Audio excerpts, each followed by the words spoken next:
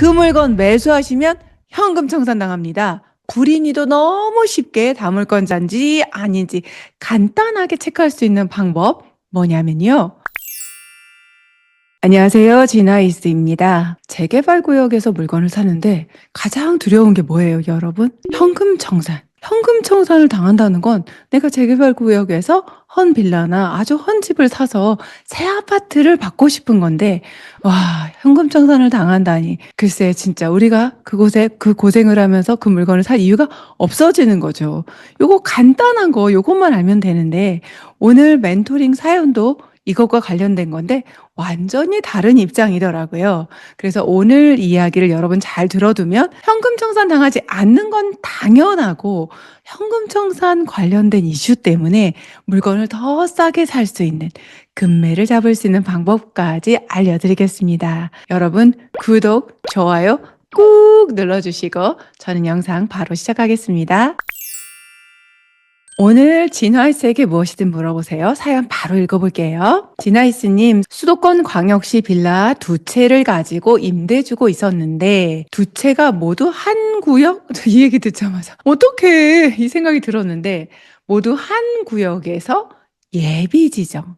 다행이다. 이 부분 읽고 그래도 다행이다 이렇게 생각했어요. 왜 그런지 여러분 다 설명해 드려요. 걱정하지 마세요. 예비 지정되었더라고요. 어쨌든 너무 축하합니다. 그냥 빌라를 샀는데 예비 지정이 된 거라면 완전 대박인 거고 이후에 될 것 같아서 사셨으면 투자 감각 있으시고 공부 제대로 하신 거니까 또 축하드립니다. 이 경우 나중에 구역 지정되고 조합까지 설립된다면 다물건자 물건이 될 것 같은데 다물건자 이게 무슨 말이에요? 물건이 많다 요 뜻인데 요 다물건자가 왜 문제가 되냐면 다물건자 물건은 조합 설립 이후에 이 물건을 매수하시면 가장 중요한 건 조합원 입주권, 즉 새 아파트가 삑 안 나옵니다. 요건 재개발에만 해당돼요. 재개발 구역을 가셔서 물건을 사는데 유난히 싸서 이거 내가 오늘 정말 착하게 살았더니 오늘 나한테 운수 대통하는 날이다 이러고 덥석 사시면 안 돼요. 너무 싼 물건은 항상 문제가 있을 수 있어요.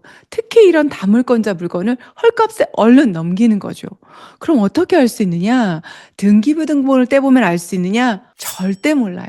등기부등본이나 기타 어떤 서류를 떼지 않아도 불이니도 너무 쉽게 다물건자인지 아닌지 간단하게 체크할 수 있는 방법 뭐냐면요. 조합에 들려보시면 돼요. 요런 거 걱정되시면 가계약금도 넣기 전에 조합에 전화 한 통 해보시고 제가 빵빵동 32-5번지에 있는 빌라 201호 매수하는데요. 이 빌라 소유주가 혹시 다른 집이나 건물을 이 구역 내에 가지고 있을까요? 혹시 세대 구성원, 부인이나 뭐 자녀나 아니면 부모님이 또 혹시 다른 걸 가지고 있을까요? 요렇게 조합에 물어보시면 조합이 왜 물어보는지 더 잘 알아요. 조합에서 하는 일 중에서 이게 가장 중요하거든요. 조합원 입주권을 받을 수 있는 조합원이냐 아니냐 요거를 체크하는 게 가장 중요해요. 나중에 가장 문제가 될 수 있으니까. 그러면 아마 바로 그러실 거예요. 다물건자인가 뭐 신경 쓰시는 거죠? 그 빌라 하나만 갖고 있어요. 부인도 주택 하나 갖고 있어서 그거 지금 매수하시면 요 시점이 언제냐? 조합 설립 이후겠죠? 조합이 있으니까. 그 물건 매수하시면 현금 청산당합니다. 바로 말씀해 줍니다. 너무 쉽죠? 제가 제 책에도 썼지만 제 책 보이시죠? 이거를 몰라가지고 투자 꽤 오래 하신 제 지인도 정말 법원까지 갔습니다. 그래서 여러분이 조합 설립 이후에 어떤 물건을 사는데 다물건자 물건인지 걱정이 된다. 아니면 걱정 안 돼도 이건 기본 체크하셔야 돼요. 소장님도 모르실 때가 있어요. 진짜. 물론 소장님이 챙겨주시겠지만 먼저 소장님 이거 혹시 다물건자 물건일지 모르니까 조합에 좀 알아봐 주세요 라고 말했는데 걱정하지 마. 제가 하는 일이 그건데 체크 안 했을까 봐 아주 자신 있게 말씀을 하시면 넘어가도 안 돼요. 그때도 꼭 가셔서 확인하시고 물어보시고 그 다음에 진행하셔야 됩니다. 아시겠죠? 그런데 이분은 지금 본인이 다물권자 되게 생겼죠. 그래서 고민인 거예요. 이거를 알면 싼값에 정말 금매를 잡을 수 있는 포인트도 있으니까 10분 내외니까 끝까지 들어보세요. 다시 사연에 가보면 벌써 부동산에선 매도하라고 전화가 온대요. 부동산에서 지금 우리 사연자님, 우리 미라클님 걱정돼서 막 전화해 주시는 거일 수도 있지만 부동산 본업에 충실하신 거예요. 거래가 돼야 수수료가 들어오니까요. 그렇죠? 그럼 우리 지금 미라클님은 뭐가 궁금하냐면 구역 확실히 선정되면 피가 더 올라갈 것도 같고 그냥 기다릴까? 언제까지 기다릴까?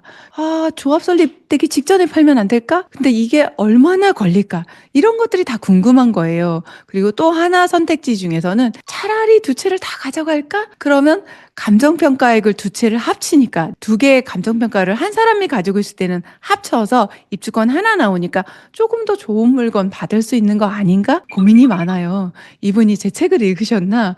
공부를 좀 하신 티가 팍팍 납니다. 요 포인트들을 한번 짚어보도록 할게요. 첫 번째 결정. 팔기로 결정했어. 그렇다면 언제 파는 게 가장 좋을까? 지금 소장님이 막 전화할 때 얼른 팔을까? G나이스가 저 책에서 확인해드렸던 여러분 그 표 있죠? 오랜만에 그 표 한번 꺼내볼까요? 지금 제가 여기 올려드린 재개발 재건축 절차표를 보면은 맨 아랫단에 오렌지 색깔에 뭐라고 돼 있어요? 투자 탐색기. 정말 투자를 확 들어가기는 약간 위험할 수도 있는 그런 단계예요. 그래서 열심히 투자될 만한 지역을 살펴보는 투자 탐색기인데 이분이 가지고 있는 빌라가 요 투자 탐색기에서도 어디에 해당이 되냐면 조합 설립 당연히 아니고 추진위원회 아니고 정비구역 지정도 안 됐어요. 잘 보셔야 돼요. 예정구역이에요. 정비구역이 될 수도 있는. 그러니까 여기 이전에 여기 어디쯤 되겠죠. 아직 멀었습니다. 얼마나 걸릴까요? 이거는 정말 케바케. 구역마다 너무 달라요. 특히 상승장 같이 옆에 있는 단지들이 막 집값이 막 오르고 구역 지정돼서 더 빨리 나가는 곳이 사업 시행인가 되더니 막 또 가격이 오르고 이런 걸 보면은 빨리빨리 진행이 되거든요. 근데 또 주저주저하면 시장 흐름이 주저주저하면 속도도 주저주저하게 돼 있습니다. 그래서 이거는 누구도 몰라요. 심한 경우는 보시는 것 같은 추진위원회 단계에서 조합 설립까지 10년 걸린 곳도 있어요. 그러니까 누구도 확신하지 못합니다. 그래서 가지고 계신 물건이 좀 괜찮은 물건이다 싶다면 정비구역 지정되고 추진위원회 설립되는 걸 보고 나서 매도하셔도 크게 문제가 없습니다. 요렇게만 지나가도 한 1, 2년 요렇게 지나가는데 지금 가지고 있는 수도권 광역시라고 하셨으니까 인천 같은데 거기에 공급 물량도 좀 해소되면서 조금 더 시장이 좋아질 때 매도를 할 수 있지 않을까 싶고요. 조합 설립도 조금 더 공격적으로 좀 버텨보자면 조합 설립도 우리 미라클님이 자고 일어났더니 조합 설립되는 거 절대 아니에요. 조합 설립 총회 한다고 공지 내고 이거 다 문서 보내고 합의 받고 엄청 오래 걸려요. 그리고 그 총회에서 결정이 돼야지 조합이 설립이 되는 거거든요. 그럼 무슨 얘기냐? 조합이 설립되는 과정을 다 볼 수 있기 때문에 충분히 추진위원회 단계에서 조합 설립하는 그 중간 어디쯤에 충분히 시세 오른 거 받고 매도 가능합니다. 그럼 두 번째 선택은 뭐냐면 빌라 두 채를 그냥 가져가서 같은 사람 명의면 감정평가액을 합쳐가지고 한 채 입주권 조금 더 좋은 거 혹시 너무 작은 빌라여서 5구 받을 수 있었는데 8사 받을 수도 있겠죠. 이건 물론 있겠죠요. 있습니다라고 제가 말 안 했어요. 이거는 그 구역의 조합원이 몇 명이고 일반 분양이 얼마고 또 8사 개수, 5구 개수 또 그거보다 더 큰 평수 개수 분양 평형 수량에 따라서 다 달라지는 거기 때문에 여기서 이렇다 저렇다 딱 한마디로 결정할 수 있는 게 아니에요. 그래서 투자가 쉽지 않죠. 그렇지만 열심히 공부하는 사람들에게는 이제부터 공부를 해도 10년 이상 투자하면서 제대로 공부 안 하고 귓등으로만 듣는 사람들보다 훨씬 더 투자를 잘할 수 있어요.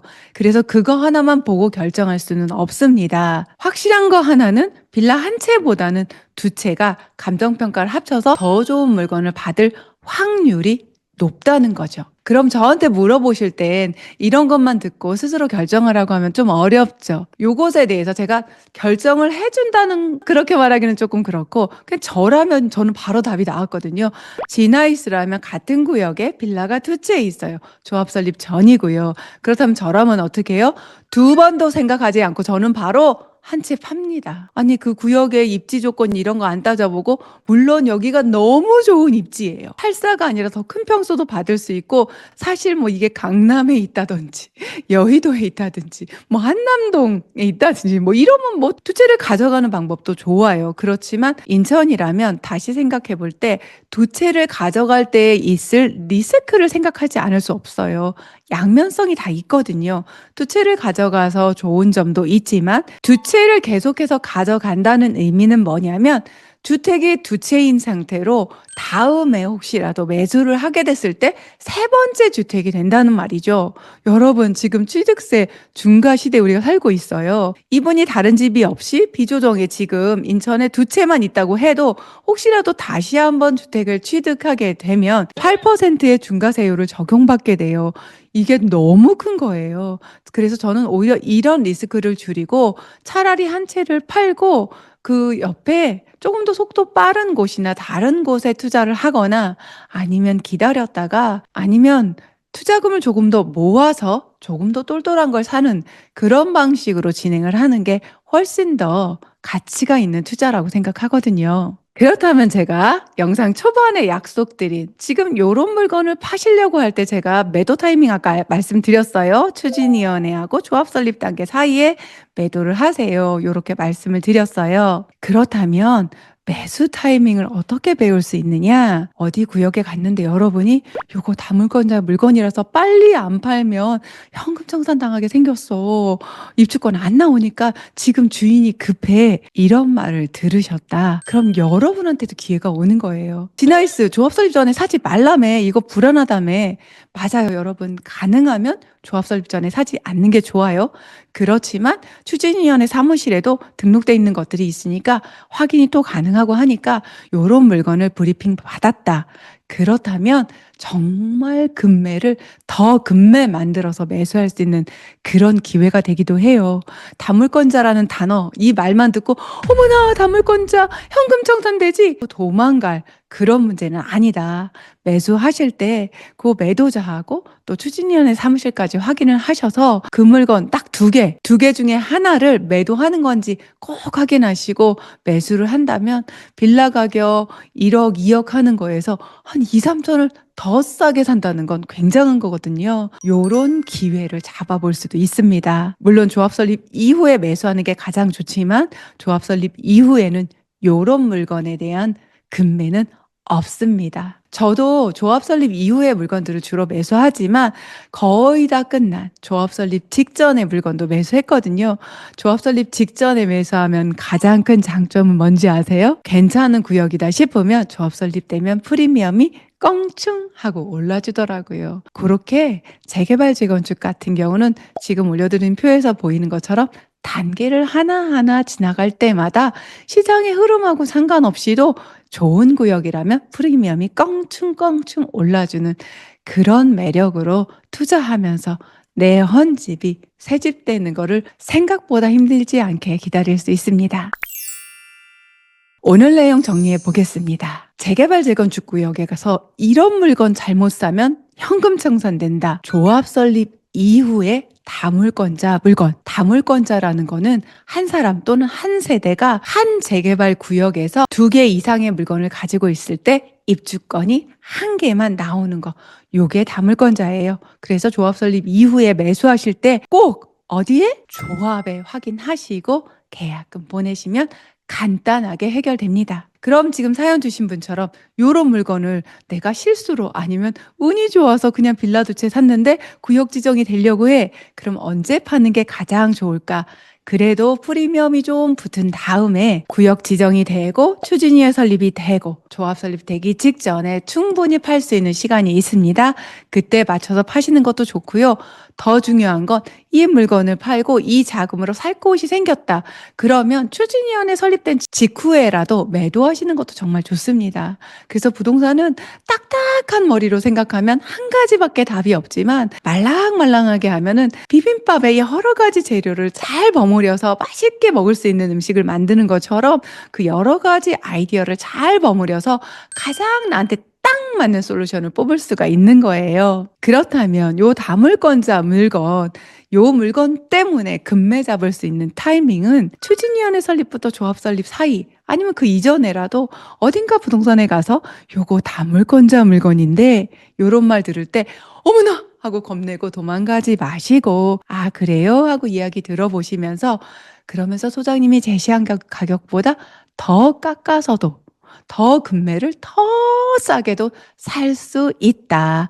요거까지 배웠습니다. 어때요, 여러분? 지금 시국이 시끄럽고 심란하고 부동산은 조용합니다. 매수도 매도도 없어요. 저희도 모든 거 그만두고 조용히 있어야 할까요? 아니죠. 지금 같은 시국에 공부해야죠. 어느 정당에서 대통령이 나오냐 안 나오냐에 상관없는 아주 기본적인 공부들은 정권이 어떻게 바뀌고 규제가 어떻게 바뀌어서 갑자기 확 달라지는 그 상황이 됐을 때 기회가 생겼을 때 금매가 나오는 시점이 도달했을 때 그때 달려갈 수 있는 건 지금 같은 시기에 공부하신 바로 여러분입니다.